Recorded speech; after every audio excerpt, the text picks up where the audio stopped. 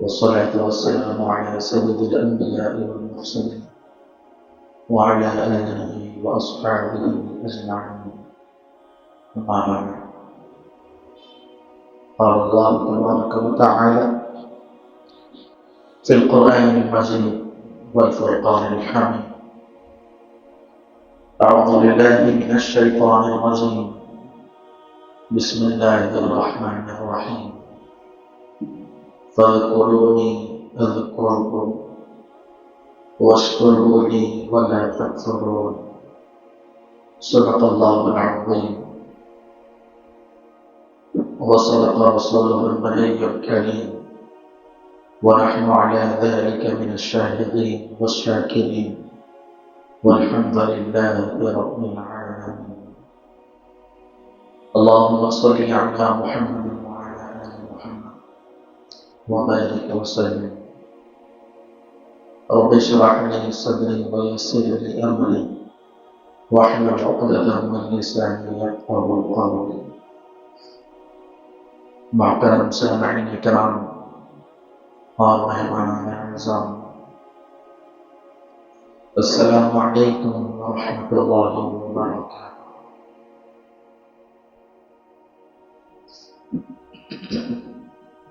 اللہ کا شکر ادا کرتے ہیں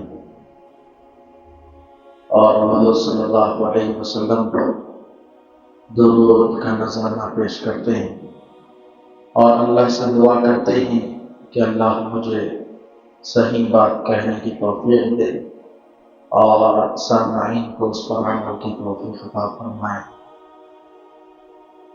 محترم سامعین کرام،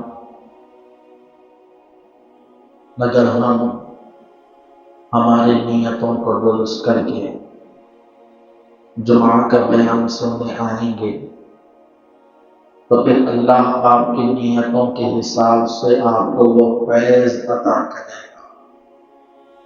آپ کے قلوب میں میرے ذریعے سے وہ باتیں اتارے گا جو اللہ آپ تک پہنچانے کی کوشش کر رہا ہے۔ ہماری وانی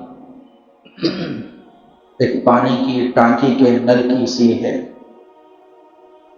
اس کے اندر کیا ہے، کس کو کتنا دینا ہے، وہ اللہ کے ہاتھ میں ہے۔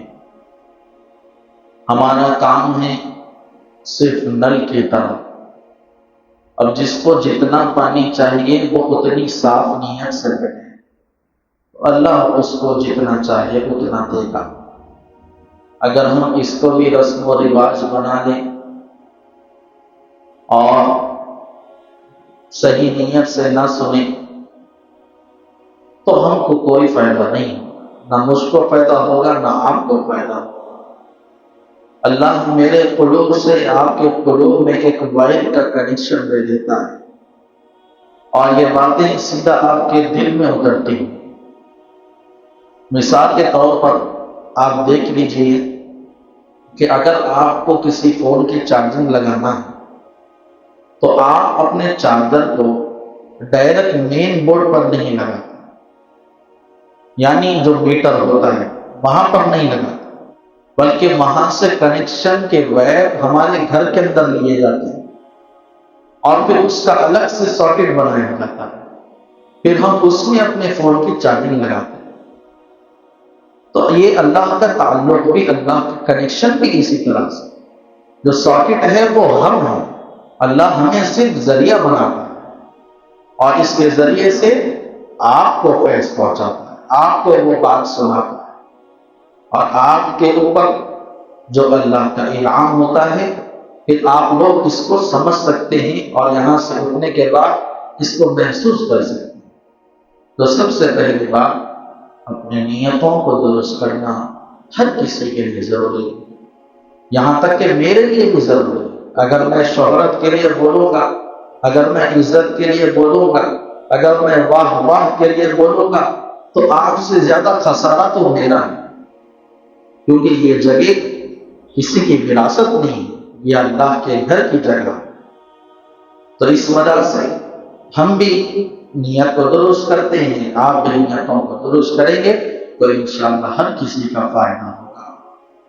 اللہ نے فرمایا فَاذْكُرُونِي أَذْكُرْكُمْ، تم مجھے یاد کرو میں تمہیں یاد کروں گا۔ اسی کو شاعر کہتا ہے، مولانا حمید الدین عاقل صاحب نے فرمایا تو ذکر رب اگر کرے، تو ذکر رب اگر کرے تو تیرا ذکر رب کرے، تو ذکر رب اگر کرے تو تیرا ذکر رب کرے، تو رب کی سمت گر چلے تو رب بھی تجھ سے آگ ملے۔ اگر تو اس کا ہو گیا، اگر تو اس کا ہو گیا، نہ دل جلے نہ تو جلے۔ بہت ہی گہرا اور بہت ہی اثردار انہوں نے لکھا ہے، اگر آپ اس کو سمجھیں گے تو راستہ بدل دیں گے۔ اللہ نے یہی فرمایا فَاذْكُرُونِي أَذْكُرْكُمْ، تم مجھے یاد کرو میں تمہیں یاد کروں۔ ہم نے کیسا یاد کرنا چاہیے اللہ کو؟ اللہ کے ذکر سے، اللہ کی عبادت سے، اللہ کی قرآن کی تلاوت سے، جتنا ہو سکے ہمیں صبح شام ہر گھڑی اللہ کو یاد کرتے رہنا چاہیے۔ جب تم اللہ کو یاد کرو گے پھر اللہ نے بھی وعدہ کیا اور فرمایا اذکرکم، کہ میں بھی تمہیں یاد کروں گا۔ اب یاد کرنے کا مطلب یہ تھوڑی ہے کہ وہ آپ کا نام پکارتا رہے، یاد کرنے کا مطلب یہ ہے کہ وہ آپ کے اوپر سلامتی کرے گا، آپ کی مدد کرے گا۔ آپ اس کو خوشی میں یاد کرو گے، اللہ آپ کو غم میں یاد کرے گا۔ آپ بے اولادی میں اس کو یاد کرو گے، اللہ آپ کو اولاد دے کے آپ کو یاد کرے گا۔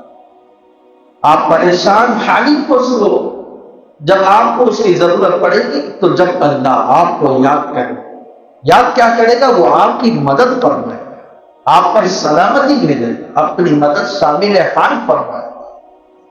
اب اس کو سمجھنے کے لیے ایک مثال دیتا ہوں کہ اگر کوئی اپنے بچے کو اچھے سے اچھی ڈگری دلاتا ہے اور اس کی ایک جگہ نوکری دلانے کی اس کی خواہش ہوتی ہے تو وہ سب سے پہلے دیکھتا ہے کہ وہاں پر کوئی ہمارا جان پہچان کا ہے یا نہیں۔ اگر کوئی جان پہچان کا ہوتا ہے تو ہم اسے ڈائریکٹ فون کرتے ہیں اور کہتے ہیں کہ میرا بیٹا آ رہا ہے انٹرویو کے لیے، ذرا اس کا خیال رکھنا، ذرا اس پر نظر رکھنا۔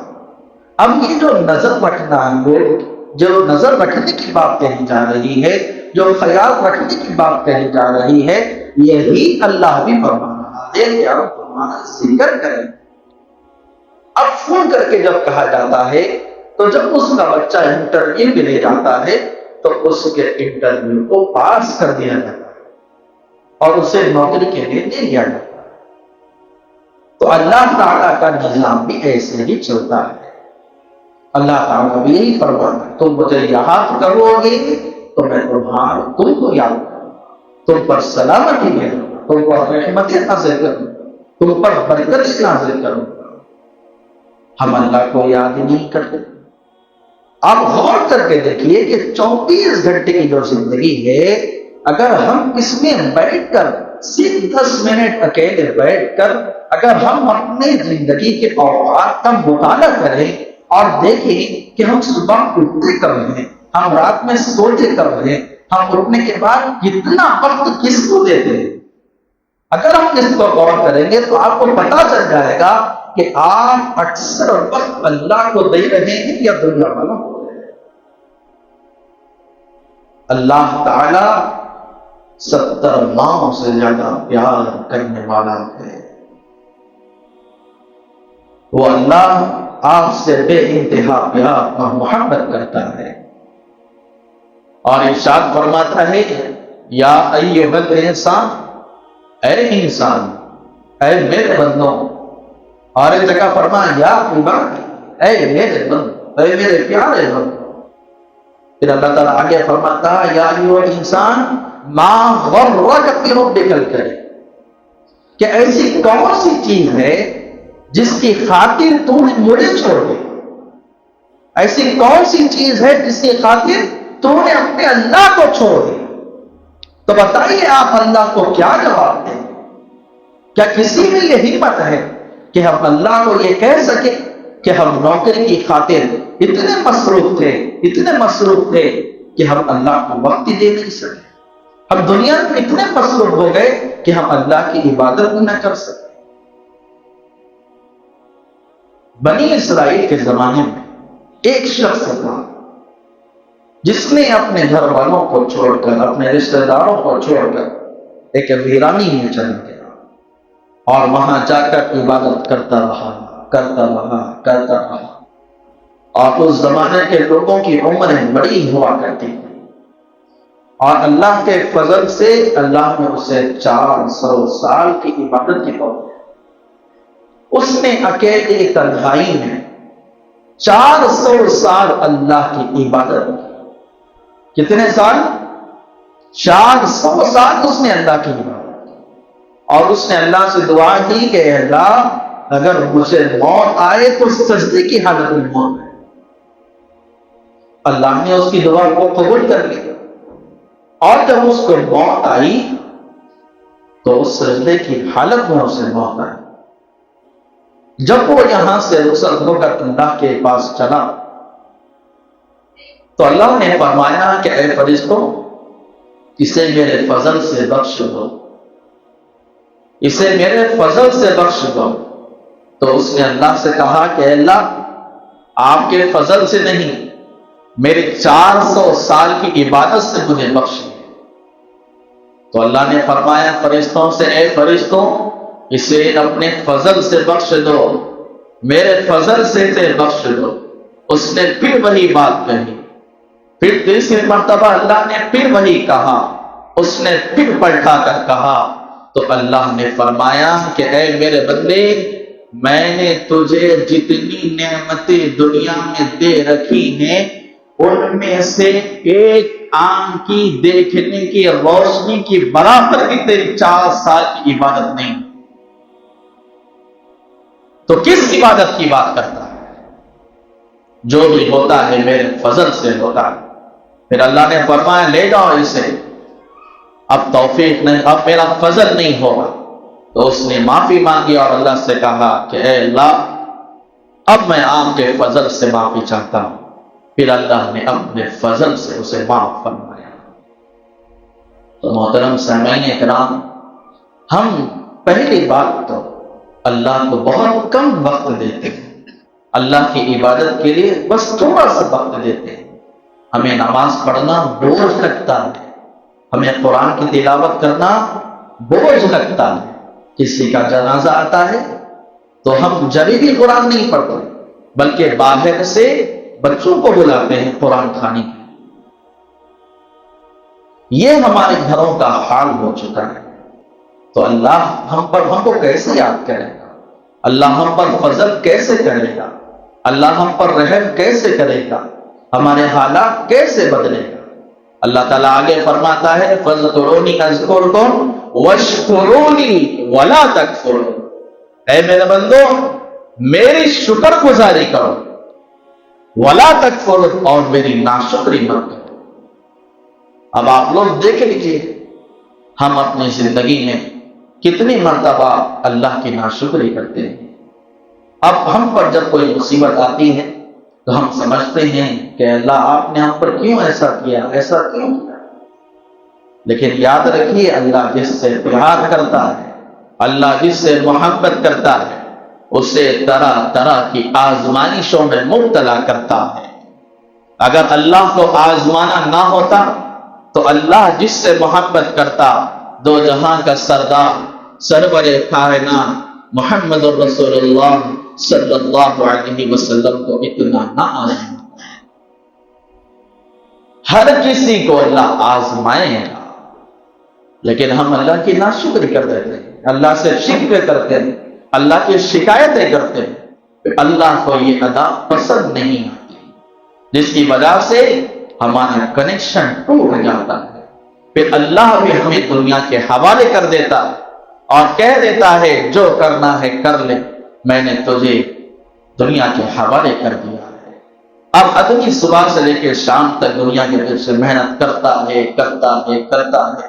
ایک آدمی کماتا ہے پھر بھی پریشانی، پھر اس کی اولاد کمانا شروع کرتی ہے پھر بھی پریشانی. پھر دوسری اولاد کمانا شروع کرتی ہے لیکن پھر بھی پریشانی ہے، چوتھی اولاد کمانا شروع کرتی ہے لیکن پھر بھی وہی پریشانی ہے۔ اس کی اصل وجہ یہی ہے کہ اس میں ناشکری ہے، اللہ کی آزمائشوں پر ہمیں صبر نہیں ہے۔ حضور صلی اللہ علیہ وسلم کے زمانے میں ایک صحابی تھے جو ایک سفر سے آئے ہوئے تھے، اور آ کر جب آرام کرنے لگے تو اپنے بیگم سے کہا کہ اے بیگم صاحبہ، میرے لیے ایک پانی کا گلاس تو لے کر آؤ۔ چنانچہ وہ پانی کا گلاس لے کر آتی ہے، لیکن شوہر تھکا ماندہ تھا، اس نے تھکاوٹ کی وجہ سے اسے نیند آ گئی اور وہ سو گیا۔ اب اس کی بیگم نے اپنے شوہر کی اطاعت اور فرمانبرداری کی خاطر وہ پانی کا گلاس لے کر ساری رات کھڑی۔ صبح جب شوہر کی آنکھ بیدار ہوئی تو اس نے دیکھا کہ اس کی خاتون پانی کا گلاس لیے ہوئے کھڑی۔ تو اس کے شوہر نے پوچھا کہ اے بیگم، تم کب سے کھڑی ہو؟ تو اس نے فرمایا کہ آپ نے جب بلایا تھا میں جب سے ہی کھڑی ہوں، آپ کے جاگنے کا انتظار کر رہی تھی، آپ اب جاگے ہیں، لیجیے پانی پی لیجیے۔ چنانچہ اس نے پانی کا گلاس پی لیا، اور اس کے بعد وہ اتنا خوش ہوا اپنی بیگم سے، اور اس نے اپنے بیگم سے کہا کہ آج میں تم سے بہت خوش ہو چکا ہوں، آج میں تم سے کہتا ہوں کہ تمہیں جو چاہیے وہ مانگو، تمہیں جو خواہش ہے وہ مانگ لو، میں تمہاری خواہش کو پورا کروں۔ تو بیگم نے اپنے شوہر سے کہا کہ مجھے آپ سے طلاق چاہیے، میں آپ کے ساتھ زندگی نہیں گزار سکتی۔ اب شوہر حیران ہے، پریشان ہے کہ میں نے تو اسے خوشی میں کہا تھا جو مانگنا ہے مانگ لو، اس نے تو الگ ہی بات کہہ دی۔ تو پھر وہ دونوں مل کر حضور صلی اللہ علیہ وسلم کی بارگاہ میں جانے لگے تاکہ اس بات کا فیصلہ ہو سکے۔ وہ اپنے گھر سے نکلے اور جا ہی رہے تھے، راستے میں شوہر کو ٹھوکر لگتی ہے اور وہ زمین پر گرتا ہے تو اسے زخم لگتا ہے۔ بیوی اس کو اٹھاتی ہے اور کہتی ہے کہ چلو واپس گھر، مجھے آپ سے کوئی طلاق نہیں چاہیے۔ اب یہاں پر شوہر حیران ہے، پریشان ہے، آخر کیا ماجرا کہ پہلے تو کہتی تھی کہ طلاق چاہیے اور اب کہتی ہے کہ طلاق نہیں چاہیے۔ تو اس نے گھر جانے کے بعد اپنی بیگم سے پوچھا کہ اے بیگم صاحبہ، مجھے بتائیے کہ اس کے پیچھے ماجرا کیا ہے؟ تو اس خاتون نے کہا کہ میں نے سنا ہے میرے نبی سے، میں نے سنا ہے محمد رسول اللہ صلی اللہ علیہ وسلم سے کہ اللہ جس سے پیار کرتا ہے، اللہ جس سے محبت کرتا ہے، اللہ جس سے عشق کرتا ہے، اللہ جس کو اپنا بنا لیتا ہے، اس کو طرح طرح کی مصیبتوں میں آزماتا ہے۔ لیکن جب سے میری شادی آپ کے ساتھ ہوئی، تب سے لے کر اب تک میں نے آپ کو دیکھا، آپ ایک دن بھی پریشان نہیں دکھے۔ تو میں نے یہ سوچا کہ اللہ جس کو چاہتا ہے اس کو پریشانی دیتا ہے، اس کا مطلب یہ ہے کہ اللہ آپ کو شاید نہیں چاہتا، اسی لیے اتنے سال ہونے کے بعد بھی آپ پر کوئی پریشانی نہیں آئی۔ تو پھر اس نے کہا جب ہم راستے میں جا رہے تھے تو آپ کو ٹھوکر لگی اور آپ گرے، تو اللہ نے مجھے بتا دیا کہ میں اس سے بھی آزما رہا ہوں اور اس سے بھی محبت کرتا ہوں۔ تو محترم سامعین کرام، یہ مصیبتوں کا آنا، یہ مشکلوں کا آنا، یہ صرف اللہ کی آزمائش ہوا کرتی۔ ہمیں اس میں وہ راستہ تلاش کرنا چاہیے جس سے اللہ راضی ہو جاتا ہے، ہمیں ثابت قدم رہنا چاہیے۔ ہم اللہ سے دعا کریں کہ اے اللہ، ہمارا ایمان اتنا مضبوط نہیں ہے جتنا نبیوں کا ہوا کرتا تھا، ہمارا ایمان اتنا مضبوط نہیں ہے جتنا صحابہ کا ہوا کرتا تھا، ہمارا ایمان اتنا مضبوط نہیں ہے جتنا اللہ آپ کے ولیوں کا ہوا کرتا تھا۔ اے اللہ، ہم کمزور ایمان والے ہیں، ہم آپ کی آزمائشوں کو برداشت کرنے کی طاقت نہیں رکھتے۔ اے اللہ، ہم پر کوئی ایسی آزمائش نہ ڈال جس میں ہم بے بس ہو جائیں، جس میں ہم کوئی غلط راستہ اختیار کر لیں۔ یہ دعا کرتے رہنا چاہیے اللہ سے۔ اور دوسری بات، اگر کسی پر مصیبت چل رہی ہے تو اس حال میں وہ اللہ سے یہ کہے، کیونکہ حضور صلی اللہ علیہ وسلم نے بھی یہی کہا تھا۔ جب حضور صلی اللہ علیہ وسلم پر وحی آنا بند ہو گئی تو آپ کے دشمن کفار مکہ نے آپ کا مذاق اڑایا، تو حضور صلی اللہ علیہ وسلم سنتے رہے لیکن جواب نہیں دیا۔ لیکن گھر آنے کے بعد جب آپ کی بیگم نے کہا کہ کیا اللہ آپ سے صحیح میں ناراض ہے جس کی وجہ سے وحی نہیں آ رہی ہے، تو پھر باہر والوں کا دکھ تو تھوڑا ہوتا ہے لیکن گھر والوں کا تو بہت گہرا ہوتا ہے۔ اس زخم کی وجہ سے حضور صلی اللہ علیہ وسلم مایوس ہو گئے۔ اللہ کی قدرت کو جلال آیا، اللہ نے جبرائیل کو بلایا اور بلا کر کہا کہ اے جبرائیل فوراً جاؤ میرے محبوب کے پاس اور کہنا والضحیٰ واللیل اذا سجا ما ودعک ربک وما خلا وللآخرة خیر لک من الأولی ولسوف یعطیک ربک فترضی۔ جبرائیل فوری دوڑ کر میرے محبوب کے پاس آئے اور کہنے لگے والضحیٰ، اے محبوب آپ کے خوبصورت چہرے کی قسم، اللہ قسم کھا رہا ہے، اگر کسی کو منانا ہوتا ہے تو ایسے منایا جاتا ہے۔ اللہ نے فرمایا کہ اے محبوب تیرے خوبصورت چہرے کی قسم، واللیل اذا سجا، اے محبوب تیرے سیاہ اور کالی زلفوں کی قسم۔ اللہ نے دو قسمیں کھائی، ما ودعک وما قلا، کیا میں تجھ سے ناراض ہو سکتا ہوں؟ کیا میں تجھے چھوڑ سکتا ہوں؟ نہیں نہیں، وللآخرۃ خیر لک من الاولی، آخرت بہتر ہے اس دنیا سے۔ اور آگے فرمایا وَلَسَوْفَ يُعْطِيكَ رَبُّكَ فَتَرْضَىٰ، اے میرے محبوب میں تجھے اتنا دوں گا کہ آپ مجھ سے راضی ہو جائیں، راضی ہو جائیں۔ اگر آپ پر کوئی مصیبت چل رہی ہے تو اللہ سے کہیے کہ اے اللہ یہ جو مصیبت مجھ پر چل رہی ہے اگر یہ میرے گناہوں کی وجہ سے ہے تو مجھے معاف فرما دے، اگر یہ مصیبت میرے گناہوں کی وجہ سے ہے تو مجھے معاف فرما دے اور اس مصیبت کو ہٹا لے۔ اے اللہ اگر یہ تیری آزمائش ہے تو یا اللہ میرا ایمان اتنا مضبوط نہیں ہے کہ میں آپ کی اس آزمائش کو صبر کر سکوں، اے اللہ اپنی مدد کرو۔ بس اتنا کہیے، اللہ تعالیٰ انشاءاللہ آپ کی غیر سے مدد فرمائے گا۔ جہاں سے سارے راستے بند ہو جاتے ہیں، جہاں پر سارے دروازے بند ہو جاتے ہیں، وہاں پر اللہ کا دروازہ کھل جاتا ہے۔ محترم سامعین کرام، اللہ یہی کہہ رہا ہے فَاذْكُرُونِی أَذْكُرْکُم، تم مجھے یاد کرو میں تم پر رحمتیں نازل کروں گا۔ پھر آگے فرمایا وَاشْكُرُونِی وَلَا تَکْفُرُونِ، تم میرے شکر گزار بنو نہ شکر نہ بنو۔ اللہ تعالیٰ سے میں دعا کرتا ہوں کہ اللہ تعالیٰ ہمیں کہنے اور سننے سے زیادہ عمل کی توفیق عطا فرمائے۔ آمین یا رب العالمین۔ وآخر دعوانا الحمدللہ۔